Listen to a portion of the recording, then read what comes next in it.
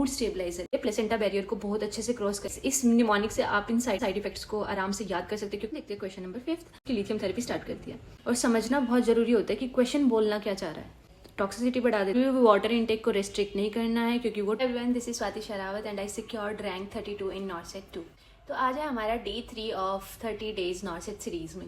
सुबह हमने क्वेश्चन पूछे थे लिथियम से रिलेटेड, प्री और मेंस के सिनेरियो बेस्ड क्वेश्चंस भी पूछे थे। जो एस्पिरेंट्स नॉर्सेट 8 की तैयारी कर रहे हैं या नॉर्सेट दे चुके हैं उनको पता होगा कि अभी तक हर साल लिथियम से रिलेटेड क्वेश्चन पूछे गए या तो प्री में या मेंस में, तो उनको पता होगा ये कितना इंपॉर्टेंट टॉपिक है। तो पहले हम देखेंगे, थोड़ा बहुत लिथियम के बारे में जानेंगे, फिर हम क्वेश्चन के आंसर देंगे। तो लिथियम एक मूड स्टेबलाइजर ड्रग है जो इन्हेंस करती है सेरोटोनिन और गाबा को हमारी बॉडी में। ये मोस्टली बाइपोलर पेशेंट्स में दी जाती है।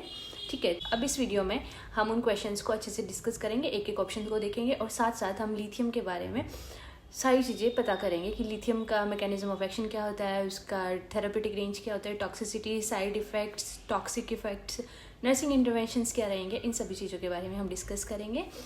तो अगर अभी तक आपने इस 30 डे सीरीज़ को सब्सक्राइब नहीं किया है, इस चैनल को सब्सक्राइब नहीं किया है, तो चैनल को सब्सक्राइब कीजिए, अपने फ्रेंड्स के साथ शेयर कीजिए और बेल आइकन को ऑन रखें ताकि आपकी कोई भी वीडियो मिस ना हो। तो हम स्टार्ट करते हैं क्वेश्चन नंबर 1 से। What is the primary therapeutic use of lithium? Therapeutic use क्या होता है लिथियम का? अभी मैंने बताया है, तो आप इसका आंसर देने का कोशिश कीजिएगा खुद से पहले। A, antidepressant, B, mood stabiliser for bipolar patient, C, treatment for schizophrenia, D, anxiolytic. तो इसका आंसर है ऑप्शन नंबर बी। लिथियम का जो यूज़ होता है वो होता है मूड स्टेबलाइजर के लिए, बाइपोलर पेशेंट्स के लिए। बाइपोलर पेशेंट ऐसे पेशेंट होते हैं जो मेनिया में चले जाते हैं और फिर डिप्रेशन हो जाते हैं, हाइपर एक्टिविटी बढ़ जाती है या फिर बिल्कुल स्लो हो जाते हैं, तो उनके मूड को स्टेबलाइज करने के लिए ड्रग दी जाती है। अब बात करते हैं question number 2, what is the therapeutic range of lithium in blood? तो ऑप्शन नंबर ए है 1.5 to 2.5 milli equivalent per litre, option number B 0.6 to 1.2 milli equivalent per litre, C 2.0 to 3.0 milli equivalent per litre, D 0.2 से 0.5 मिली equivalent per litre. तो ये question आपको बिल्कुल tips पे याद होना चाहिए कि जो लिथियम है उसकी थेरेपेटिक रेंज है 0.6 से 1.2 मिली इक्विवेलेंट पर लीटर। अब हम बात करते हैं question number 3, lithium is primarily excreted by which organ? कौन सा ऑर्गन लिथियम को बॉडी से एक्सक्रीट आउट करता है? ए, लीवर, बी, लंग्स, सी, किडनी, डी, इंटेस्टाइन्स। तो इसका आंसर है सी, किडनीज। लिथियम को प्राइमरीली एक्सक्रीट करती है हमारी बॉडी से किडनीज। तो हमें ध्यान देना उन पेशेंट्स में जिनको हम लिथियम दे रहे हैं, जो रीनल इम्पेयरमेंट के पेशेंट होते हैं, जिनकी किडनीज खराब होती है। डॉक्टर उन पेशेंट्स को लिथियम प्रिस्क्राइब नहीं करता है क्योंकि बॉडी एक्सक्रीट ही नहीं कर पाएगी तो टॉक्सिसिटी हो जाएगी। तो हमेशा इस चीज़ का भी ध्यान रखते हैं। तो इसका आंसर है ऑप्शन नंबर सी, किडनी। अब हम देखते हैं question number 4, which of the following is an important dietary instruction for patients on lithium? कौन सी डाइटरी इंस्ट्रक्शंस बोलेंगे हम पेशेंट को जो लिथियम पे है? A, increase sodium intake, B, avoid all dairy product, C, maintain a consistent sodium intake, D, follow a low sodium diet. तो A और D तो वैसे ही एलिमिनेट होगी क्योंकि हम पेशेंट को कभी नहीं बोलते कि जो नॉर्मल रेंज है उससे ज़्यादा खाओ या उससे कम खाओ। B, avoid all dairy products, ये नहीं बोलते हैं हम पेशेंट्स को। जो ऑप्शन नंबर सी है वो करेक्ट है, maintain a consistent sodium diet. क्योंकि क्या होता है बॉडी में जो सोडियम की अगर कमी हो जाती है तो लिथियम की टॉक्सिसिटी हो जाती है, तो इसलिए हम पेशेंट को बोलेंगे कंसिस्टेंटली नॉर्मल सोडियम खाता रहे। क्वेश्चन नंबर 5 देखते हैं, which lab test is essential for patient on long term lithium therapy? तो ये चीज़ देखनी है आपने, इसमें लॉन्ग टर्म मेंशन किया गया है। A, complete blood count, B, liver function test, C, thyroid function test, D, blood glucose test. तो इसका आंसर है option number C, thyroid function test. हम देखते हैं 6th question, which OTC medication, OTC इधर है over the counter medication, should a patient taking lithium avoid due to risk of increase lithium levels? हमें पता होना चाहिए कुछ ड्रग्स ऐसी है जिनको लिथियम के साथ देने से वो लिथियम का किडनी में से रीअब्जॉर्प्शन करा देती है, एक्सक्रीशन कम करा देती है। तो उनमें से कुछ ड्रग्स है जैसे कि डायरेटिक्स, और 2 ड्रग है साइकेट्रिक ड्रग, मिथाइल डोपा और फ्लूओजेंटिन, और जो चौथा ड्रग है वो है NSAIDs, non steroidal anti inflammatory drugs. अभी मैंने आपको बताया कि कौन सी ड्रग्स है जो लिथियम का रीअब्जॉर्प्शन करा देती है, तो वो क्या करेगी, टॉक्सिसिटी बढ़ा देगी। तो इन ऑप्शंस में से देखेंगे हम कौन सा है।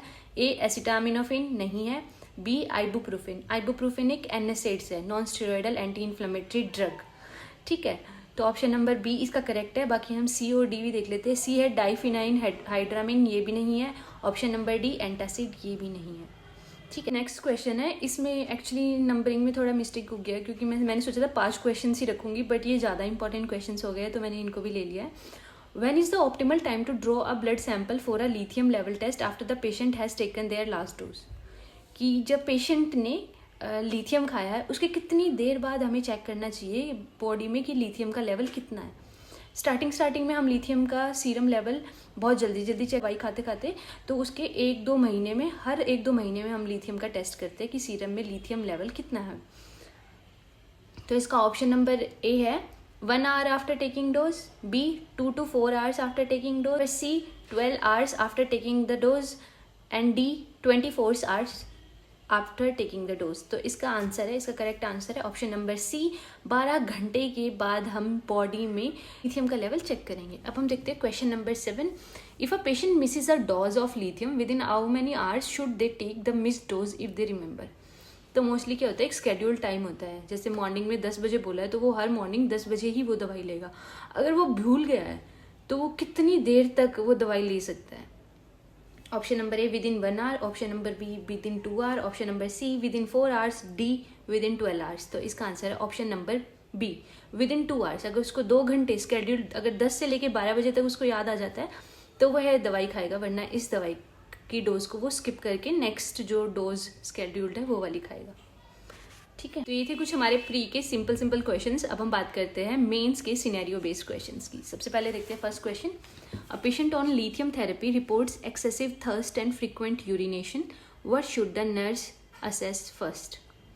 ठीक है, तो पेशेंट लिथियम थेरेपी पे है और उसको ज़्यादा प्यास लग रही है और बार बार यूरिन आ रहा है, तो ये क्या है, ये साइड इफेक्ट्स में होता है। अब सबसे पहले देखते हैं कि साइड इफेक्ट और एडवर्स इफेक्ट क्या होते हैं लिथियम के। तो उसके लिए मैं एक निमोनिक लेके आई हूँ, यहाँ साइड में आपको पिक्चर में दिख जाएगा। तो लिथियम की स्पेलिंग होती है LITHIUM। तो L से क्या होगा, ल्यूकोसाइटोसिस। ठीक है, I से क्या होगा, इंक्रीज्ड यूरिन आउटपुट, जिसको हम बोलते हैं पोलीयूरिया। कोई भी टर्म पूछी जा सकती है, इंक्रीज आउटपुट भी दे सकते हैं क्वेश्चन में, पोलीयूरिया भी दे सकते हैं। ठीक है, फिर आता है T, ट्रेमर्स और थर्स्ट। ट्रेमर्स, थोड़े ट्रेमर्स आने लग जाते हैं ऐसे, और थर्स्ट मतलब उसको बहुत ज़्यादा प्यास लगेगी, इस टर्म को बोलते हैं हम पॉलीडिप्सिया। ठीक है, फिर H से क्या होगा, हाइपोथायरॉयडिज्म। लॉन्ग टर्म मेडिकेशन लेने की वजह से हाइपोथायरॉयडिज्म हो जाता है बॉडी में। I से है इंक्रीज्ड वेट गेन, लिथियम लेने से वेट गेन भी होता है बॉडी में। U से है अपसेट स्टमक, जिसमें नोजिया, वॉमिटिंग और डायरिया। M से होगा मसल वीकनेस और मेंटल इश्यूज़। और एक चीज़ को आपको ध्यान रखना है, इस M से आप एक चीज़ और ध्यान रख सकते हैं, मॉम्स टू बी अवेयर, क्योंकि ये ग्रुप D ड्रग में क्लासीफाई की गई है फॉर प्रेगनेंसी, क्योंकि ये क्या करती है, प्लेसेंटा बैरियर को बहुत अच्छे से क्रॉस करके बेबी को अफेक्ट करती है।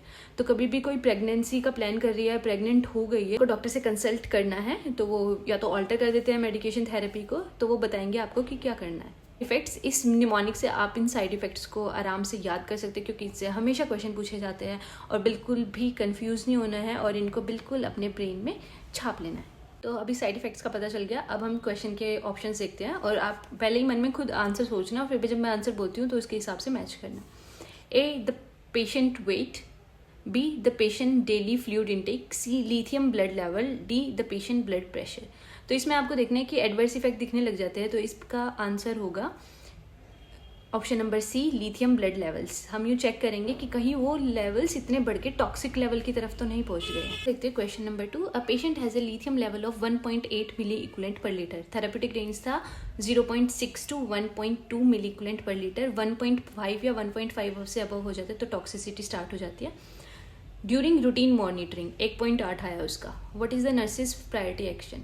ए, encourage the patient to increase fluid intake, B, notify the health care provider immediately, क्योंकि ये मॉडरेट टॉक्सिसिटी हो गई है 1.8 की, तो इसका आंसर रहेगा B.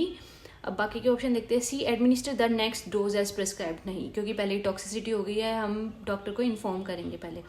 D, check for sign of infection, leukocytosis होता है बट ये इस केस में इतना रेलिवेंट नहीं लग रहा है, तो इसका आंसर है option number B. Question number 3। A patient on lithium therapy develops nausea, diarrhoea and hand tremors, what is the most appropriate nursing intervention? मैंने आपको बताया था अर्ली टॉक्सिसिटी, अपसेट हो जाता है स्टमक, तो नोजिया, डायरिया, हैंड ट्रेमर आने लग गया है उसको, मतलब कि माइल्ड टॉक्सिसिटी स्टार्ट हो गई है। What is the most appropriate nursing intervention?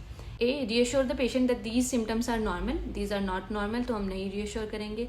B, instruct the patient to skip the next dose, हम खुद से कभी भी नहीं बोलेंगे कि डोज को डबल करो या स्किप करो।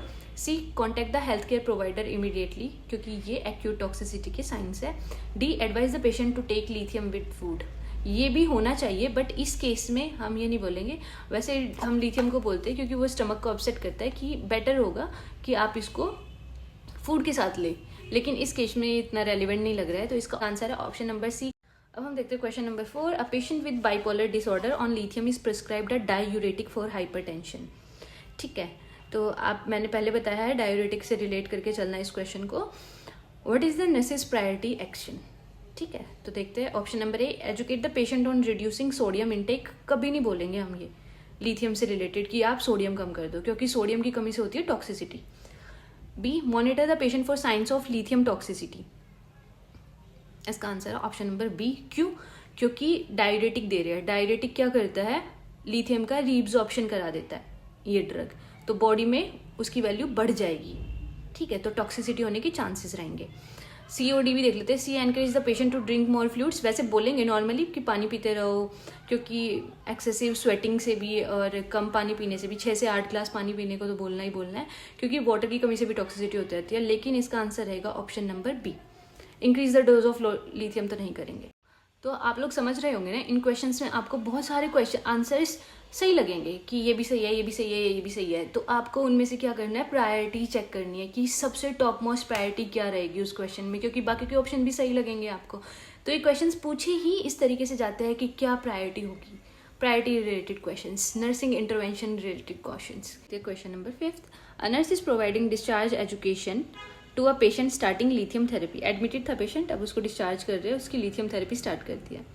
Which statement indicates the need for further teaching? इसका मतलब है कि उसको क्या समझ नहीं आया, वो क्या इन ऑप्शंस में से वो क्या गलत बोलेगा कि हमें उसको और पढ़ाने की ज़रूरत है। ठीक है, इस तरीके के क्वेश्चंस भी आते हैं और समझना बहुत ज़रूरी होता है कि क्वेश्चन बोलना क्या चाह रहा है।